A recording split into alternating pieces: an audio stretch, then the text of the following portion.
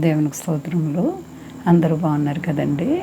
ఈరోజు దేవుని వాగ్దానం తీతుకు రాసినటువంటి పత్రిక 2వ అధ్యాయము 13వ వచనం. ఈ లోకంలో స్వస్థ బుద్ధితోనూ నీతితోనూ భక్తితోనూ బ్రతుకుచుండవలెనని మనకు బోధించుచున్నది. దేవునికి స్తోత్రం. హల్లెలూయా.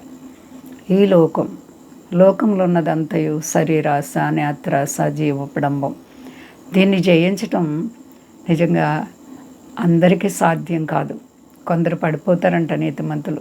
అస్సలు పడిపోవడానికి వీల్లేదు. ఏదేమైనా సరే జయించాలి మనం ఈ లోకాన్ని జయించినటువంటి విజయం మన విశ్వాసమే.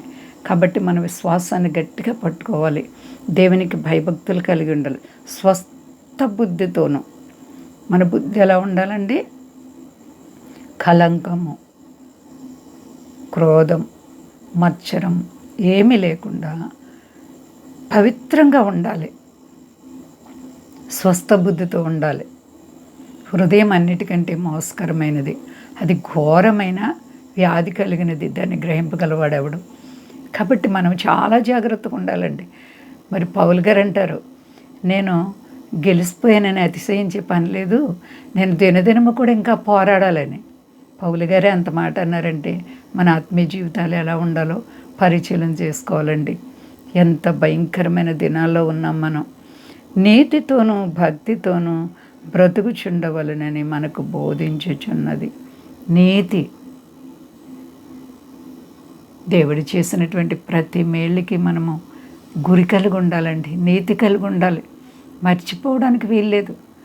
ఏ పరిస్థితుల్లో నుంచి నిన్ను దేవాతి దేవుడు చేయి పట్టుకుని విమోచించారో, ఏ రీతిగా నీవు రక్షింపబడ్డావో, నీ ఆత్మీయ జీవితంలో కోల్పోవడానికి వీల్లేదు.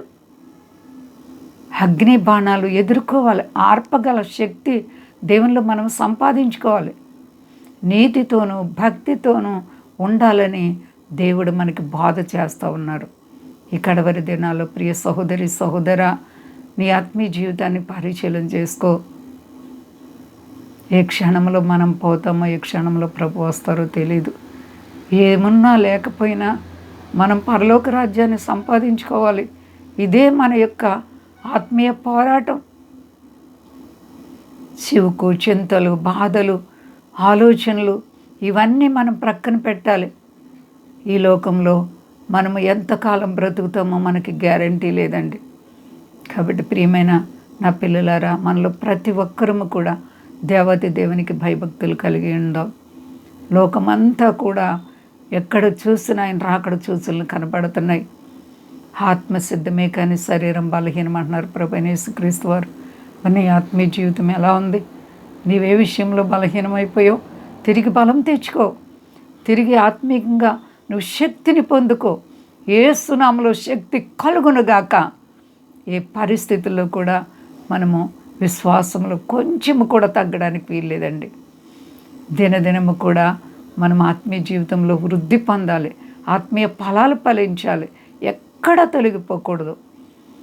మన జీవ కిరీటాలని అపవాది ఎత్తుకుపోకుండా మనల్ని మనం కాపాడుకుందాం. ఏ క్షణమైనా ప్రభువు రావడానికి సిద్ధంగా ఉన్నారు. సిద్ధపడి ఉన్నవా ప్రియ సహోదరి సహోదర? ఆత్మీయ జీవితంలో మేలుకొలుపు కలుగుండు. నీ అంతరాత్మను దేవుని వైపు ఎత్తుకో. దేవుడు నిన్ను ఆశీర్వదిస్తారు. అంతా బాగున్నారండి. ప్రార్థించుకుందాం. ప్రేమ నమ్మకమైన మా తండ్రి, నీ ప్రేమకు అంతం లేదు. మా దేశాన్ని, దేశ నాయకులు కాపాడండి. మా దేశ ప్రజలందరినీ రక్షించండి. జీవము గల దేవుడుగా మమ్మల్ని ఎంతో ప్రేమిస్తున్నాం. మంచి కాపరి, నీకు వందనాలు ప్రభువా. మంచి స్నేహితుడా, నీకు స్తోత్రాలు తండ్రి. ఎంతైనా నమ్మదగిన దేవుడు.